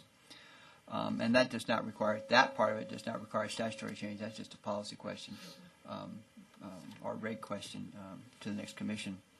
But I do think, I really would like to hear what the commission has, the thoughts they have on applying the conflict of interest, particularly to consultants. That's where we had the biggest problems, as I recall. And so, again, I mean, for some of these consultants that we would hire, there's a very limited pool of qualified applicants. And so that's an issue. And so whether we need to modify some of this for the consultants aspect to say they must certainly be made public before they're hired, I mean, these conflicts, but they themselves are not per se a bar to applying. Commissioner Yao? Proceed. Jody again. Go ahead. I think Commissioner Forbes is correct, and I think instead of getting into minutia, but maybe we should be getting into minutia on this issue, I'm not certain, but I think as a broader thought process is we've heard from the partners to the Commission suggesting that the application of the conflicts of interest intentionally were not, to be applied to legal counsel or consultants, and that's why those two categories were not identified in the third sentence, of 8253A5. So I think that's one subtopic that we may need to consider, as Commissioner Forbes is suggesting, that we ran across this issue. We've seen where and frankly, there has not been consistency in the application of how we were going to apply conflicts of interest. On the one hand, with some attorneys that applied and legal counsel that applied for this commission, we applied it strictly and said, no, we don't want lobbyists. While at the same time, we turned around and said we were willing to waive, the appearance potentially of impropriety or conflict of interest with other consultants. And that's what I think is the most significant issue with this commission throughout the course of this process in the way in which we have interpreted the statute, which even further notes the fact that we do need to make changes here. So I think if we do look at a broader issue, the first subtopic is, should it be applied, as the statute suggests, to legal counsel and consultants? Number one is, I guess that's like one subtopic. Number two, if we change the language in paragraph 3, instead of saying shall apply, I liked what Commissioner Forbes had said in the Culver City meeting, which was maybe to change that language to shall consider. That is, of course, if this commission agrees that it shall consider it, rather than applying the conflicts of interest strictly. So that's the second subtopic on this issue. Do we want to apply it as it was applied to us and then eliminate those people with conflicts of interest, or do we want to just consider the conflicts of interest and weigh it? So I think we've got two issues here: who it's going to be applied to, and number two, is it going to be applied or just considered as far as conflicts of interest? All right, let me at this point see if I can propose to have Commissioner Filkins-Weber and Commissioner Forbes to provide the language, the statutory amendment change language to Commissioner Gary and Commissioner DiGiulio. But do we have a general understanding as to what my fellow commissioners, I don't know that we agree on this. So I'm willing to draft various provisions if I have an understanding as to which direction the commission goes. For instance, I've given my opinion on the manner in which this should be applied. I believe it should be applied as it is phrased, which is that the conflicts of interest should be applied and that it could likely disqualify consultants and legal counsel. I believe that there are fellow commissioners that disagree with me in that regard. So I'll draft, anything that you ask, and I'll work with Commissioner Forbes in that regard. I just don't know that the commission has a consensus about the type of changes in those two subcategories that I had just mentioned. I think we need clarification there before you put me into a drafting mode. I don't sense any disagreement from the. Oh, all right, Commissioner Barbara. Jody, maybe I misheard you, but I thought you were leaning towards that we should consider it. I liked Commissioner Forbes' language, and I think that if we all agree, well, let's take a few steps back. First of all, this right now, as it's phrased, you're only applying conflicts of interest to staff. You're not applying conflicts of interest to counsel or consultants. So the first question for the full commission is, do we want to apply, and I won't change the word just yet in the statute, but do we want to apply the conflicts of interest standard to legal counsel and consultants? If we don't, because we're going to end up limiting the pool to 0, which is what the suggestion has been made by our fellow partners and to other commissioners, then we need to change the language in the statute, and then we're only going to be considering the conflicts of interest and how it might weigh in the selection of legal counsel or consultants. So there's a difference. You can always consider conflicts of interest. You could probably do it whether it was in the statute or not.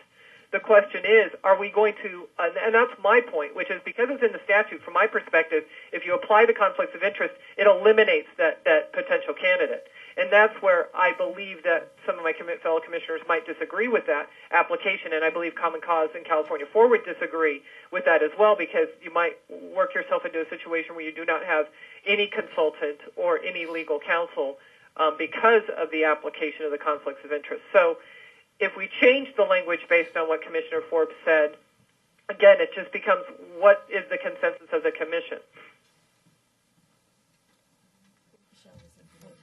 Let me just I'm really comfortable with the issue of making consider, because there's just no way to know how many people are going to be out there in the future who are eligible for these kind of jobs, and so I think we'd be tying their hands if we didn't allow the next commission the ability to consider that rather than to follow it in any circumstance that's considered a conflict. Commissioner DiGiulio. I think I'm going to echo those as well. I would be very reluctant to apply this strictly for the next commission. I think a consider is what we did, and I think the next commission would be served by that. I also do think, though, that the conflict of interest should be considered for staff and legal counsel too. I think we did it. I agree. We did it, but it doesn't. So the first issue that Commissioner Filkins-Weber was mentioning is I think it should be considered for all staff, and I think it should be considered as well. And again, it's a 10-year process. The people that are involved in this are very few and far between. So you're going to need to have some flexibility for the next commission. Commissioner Parvenu. From the very beginning of this process, we've stated that the public is the 15th person at the table. And although the 14 of us are the decision makers, ultimately, I don't see anyone around this table, horseshoe, and I'm certain Commissioner Filkins-Weber would agree, that the public comment and input that we received, especially from our partners who have watched this process from the very beginning, have made some very cogent and practical recommendations. And I'll draw our attention now to 8253A5 with Mr. Wright's recommendation that we change some of the language to bear the sole responsibility as opposed to hire. And there's a rationale for changing that language. And the issue of conflicts of interest was discussed, particularly with the coalition letter of January 17 in section 6, in strengthening the hiring process and the transparency, dealing with the transparency of the conflicts of interest, and just generally summarizing that if we start earlier, we get the public involved in the process of the selection of our technical consultants. This past go-round, we were rushed. We sent out the RFPs or whatever RFQs. We hired like on and we had to do that. I mean, it was our first go-round. That was the only way we could do it, and staff did a wonderful job and doing this magic to bring these qualified people aboard. But again, starting the process earlier would perhaps let the public get involved in our decision-making process in determining who we ultimately decide to take on those roles and responsibilities as technical consultants, VRA counsel, or whatever other positions that we may need in the future. All right, as a process check, Commissioner Filkins-Weber, do you or does Commissioner Thorpe have enough information to proceed with I think we just changed the third sentence to say the Commission shall consider the conflicts of interest listed in paragraph 2 of subdivision A of 8252 to the hiring of staff, legal counsel, and consultants, period. There you go. Good job. You did it in real time. But I'll go ahead and I will draft that, send it to Commissioner Forbes, and then we'll probably just forward it over to Michelle or Commissioner DiGiulio so she can add it to whatever she's preparing. All right. Anything else on the item number 6 on the draft summary? So I'm going to need Mr. Claypool's expertise on this. I haven't heard us talk much about something that we said we would come back to, which was how difficult it was to hire within the state process in terms of all the, I don't even remember. Well, there were several layers to it, you know, that there was the fact that we had to go through the formal bid process, but there were also all these things that flowed so that we had to basically go through the timetables and the elaborate structure for both consultings and putting out to bid, but also even just hiring. We had to go through the state hiring process, if you remember. So it wasn't just the bidding. There was all these other things when we tried to move quickly to hire. Yeah, and we would say, no, we have to go and we have to get, I don't even remember it. That's how complicated it was. Is there anything that we're talking about in the next, today or over the next couple of weeks on this issue? And is there anything we could do? I mean, or is it just your opinion that we can't do anything about that to exempt ourselves? from some of those processes that were incredibly cumbersome and slowed us down? Well, first of all, as we talk about input from the public into your hiring processes and into your contracts, that input has to come as you establish your request for proposal. It has to come at the start of it. So these individuals would have to come forward and say, this is what you're looking for from a line drawer. This is what you're looking for from staff counsel. Because once you start into that process of having a request for proposal and you get the bids in, then the state really takes over insofar as who's the most responsible bidder.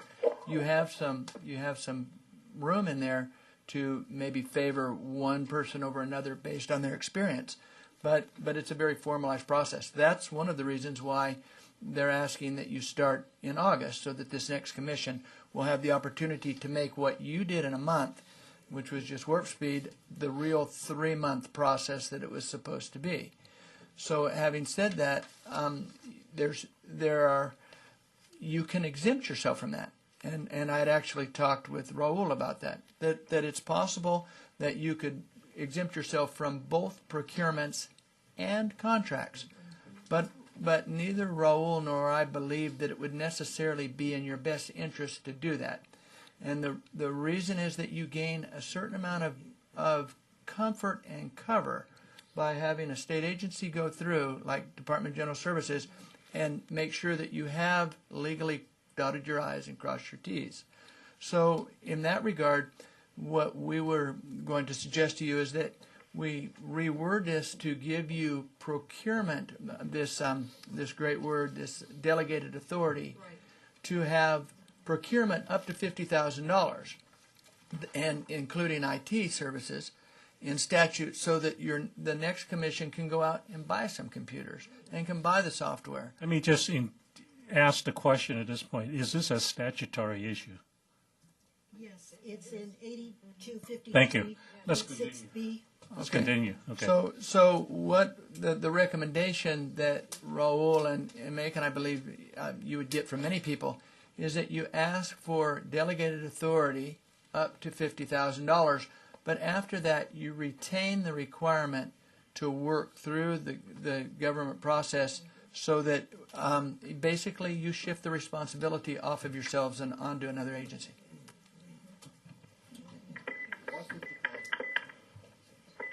Why 50,000? Or how 50,000? 50,000 is a pretty standard level. Big agencies get 50,000, and after that they cover themselves by making sure that they're going to,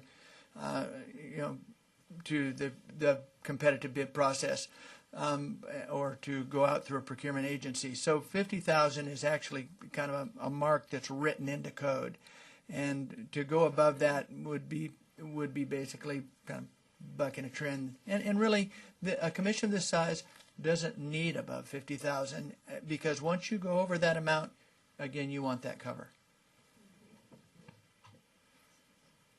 Could I ask just one more question since we're on this? Was there on hiring issues in general, was there something in there that we wanted to correct in terms of, as I recall, we had to hire people, and is there a system in place that we could correct? Well, mainly that was because of you, and that could be more of a process change. We hired people on personal services contracts until we could come to you and get your vote to hire them in. I think that's something that we're going to talk about later, because we are going to ask in the regular business meeting that some of that be conferred to your chair and vice chair in the future, so that we can make the budgetary hirings and laying offs more of just a regular function. And so I think the next commission would be well served to do the same thing, unless it's a firing, something where it's very important, or the hiring of a very critical individual, a chief counsel or a communications officer, that the chair and the vice chair in the future have more of an ability to say, if you just are going to replace out a retired annuitant whose time is up with another retired annuitant, we don't need to first put a personal services contract in place. Just do it. So, who's the best person to come up with the wording for this statutory change? Mr. Claypool? I was going to say, we already have some wording that you're going to consider later in today, and we could easily All right. just morph that. If that's the case, any additional direction we need to give to Gabino and Michelle from today's discussion? Just that Mr. Claypool is bringing an item for us to consider regarding the hiring.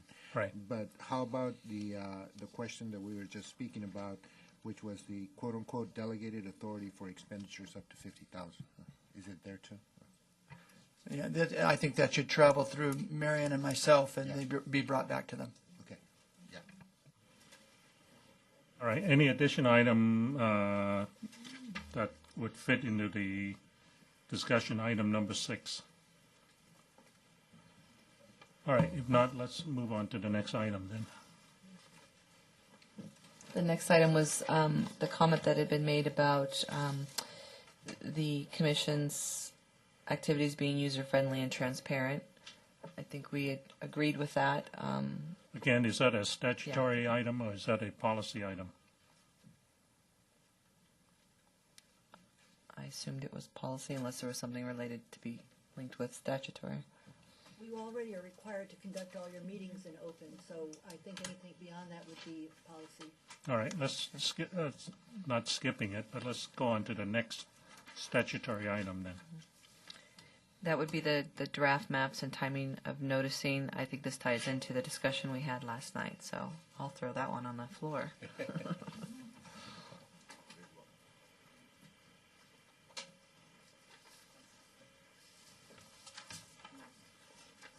Chair, are we going to work through until we get through this section?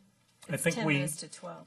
I understand, but I think we do need to, I think this is our opportunity to give our best thought to the sub-team so that they can carry forward to the next step. Can I summarize maybe a little? Gabino and I were talking a little bit yesterday about this. Having a significant amount of discussion yesterday on this topic, is it best to state the intent and leave the dates open, or do we want to proceed with what you have proposed here, is to define the dates precisely? I think there's two issues. I think it goes back again to there's already language that exists that there will be a draft map. It's a matter of whether we wanted to, I think the question came up yesterday with the partners is if we wanted to define it as a best intentions map. And then I think the other issue is if we want to change some of the noticing requirements. The 3-day period at the end, there had been some discussion. I think Gabino and I were talking about instead of putting details down, detailed dates, you may want to say that within the last month prior to the final map, there's a 7-day noticing requirement. Before then, it's always a 14-day noticing requirement, so that you don't have specific dates associated with what the next commission has to do, but general rules of thumb for when to use the 3-day, when to use the 7-day, and otherwise it would be 14-day noticing. And then that's one in terms of the noticing. The other one would be, again, if you want to expand on the language that already has a draft map in it.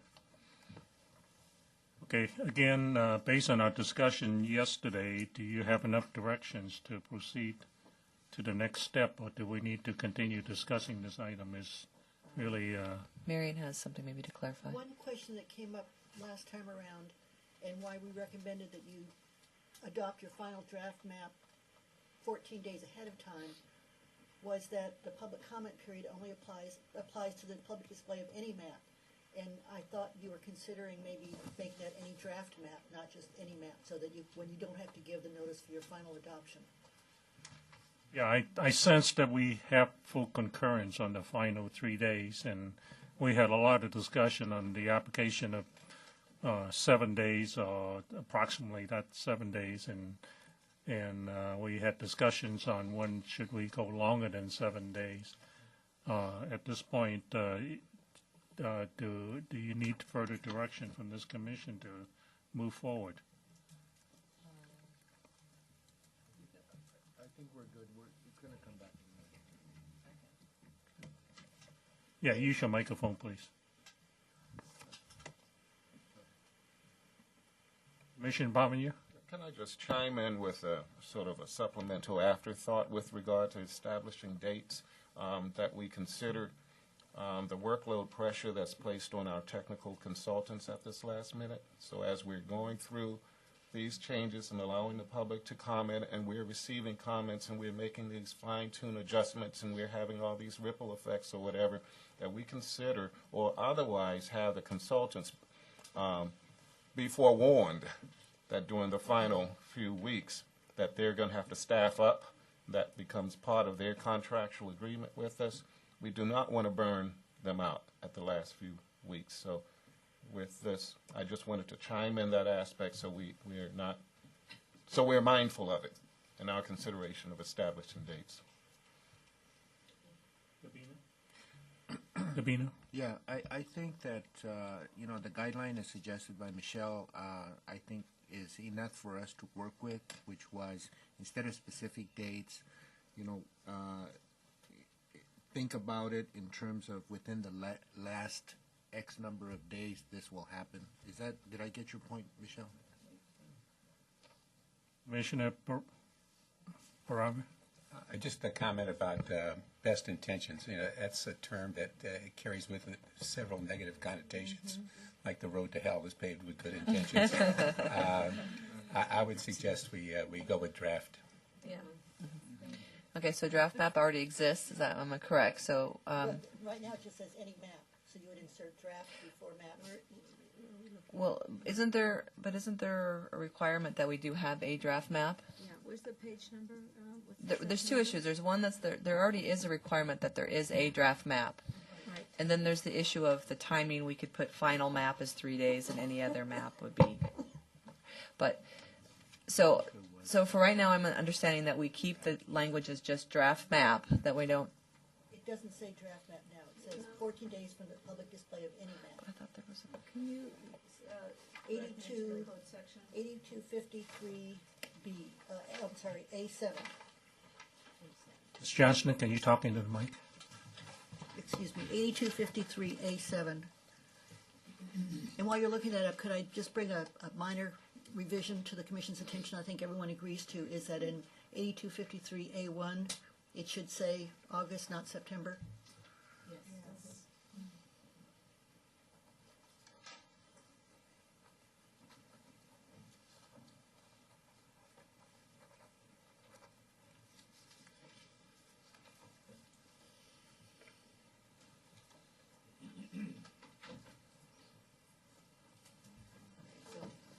Does everyone feel good about what we've talked about?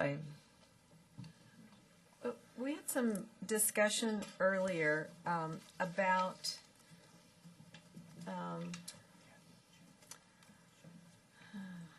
the last sentence there under 7. Commission shall display the maps, and we had some discussion earlier about identifying in some way the maps. Is it the map voted on or released or some? Do you remember that? We had some discussion about trying to make that a little more precise because we had so many maps and visualizations, and so what does that mean? Display what? Voted on, designated as drafts, somehow defined. If we want to stick with the word draft, you might want to say draft for evaluation, something along those lines. So draft for public evaluation, so that people would know that would encourage then the response to it. That might be one way of handling it.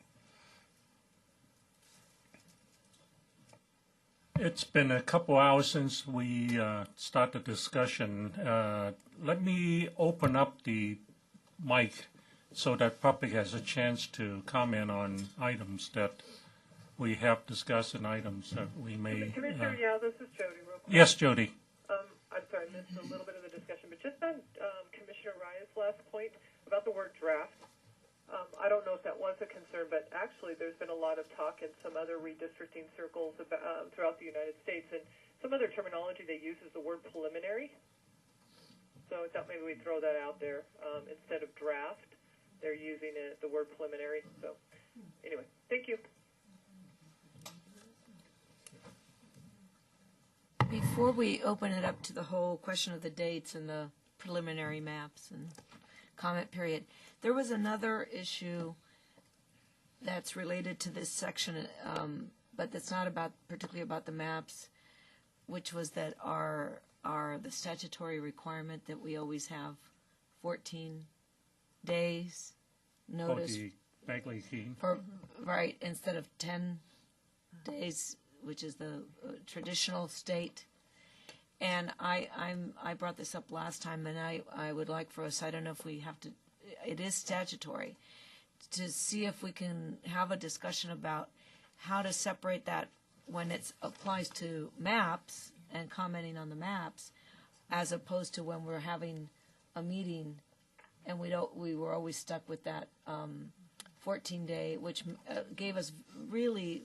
made it hard for us sometimes to have changes, etc., because we had to do, even in terms of locations, when we were scouting locations, we would be stuck because we had to have everything up and posted when we were traveling 14 days ahead of time. So I don't want us to drop that. We can go back to what we're doing now, but I don't want to lose the thought that maybe we should go from let's to 10 on the non-map related. Let's put that down as item 11 on our list. All right, let me ask the public give the public an opportunity to address this commission on items that we have discussed, items that we're discussing currently, and items that we're likely to continue to discuss based on the draft summary sheet that we're working on. Mike, use this mic up here, please.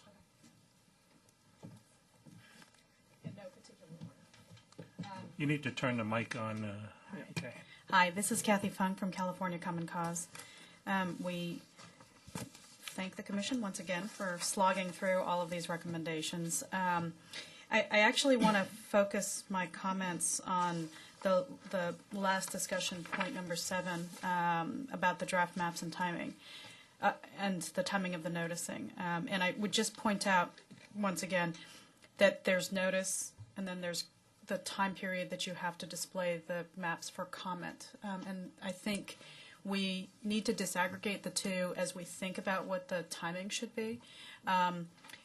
One of the greatest concerns from a lot of groups that are trying to analyze the maps and look at what the impact is statewide is the issue of the comment period, which applies to how long you display a map for public comment, because it takes them time to analyze the map and then to come back with comments. I think it is helpful for us to think about how to define the maps versus visualizations, and in my mind, one of the biggest distinctions was that the visualizations were regional snapshots of areas, whereas if there is a requirement to release some type of map, and I think best intentions was a shorthand way of capturing a much longer phrase that we gave you that was kind of your best effort to meet the constitutional requirements, as distinguished from the draft map that you released on June 10th, where everybody said, let's just put it there for public comment. We know that we haven't got our analysis from the voting rights experts, et cetera, in. But I think it's useful to think about releasing at least one of those so-called best intention maps that is a statewide map. And the distinction is then when you have a statewide map, you then can also run a full statewide analysis and see how the pieces fit together. I don't think that necessarily impacts or changes what you were doing with the visualizations. It's just that there's a pause button for everybody to look at what you've got so far statewide. I think that the idea of having or shortening to 3 days the public display of the final map and the public comment for the final map is a great idea.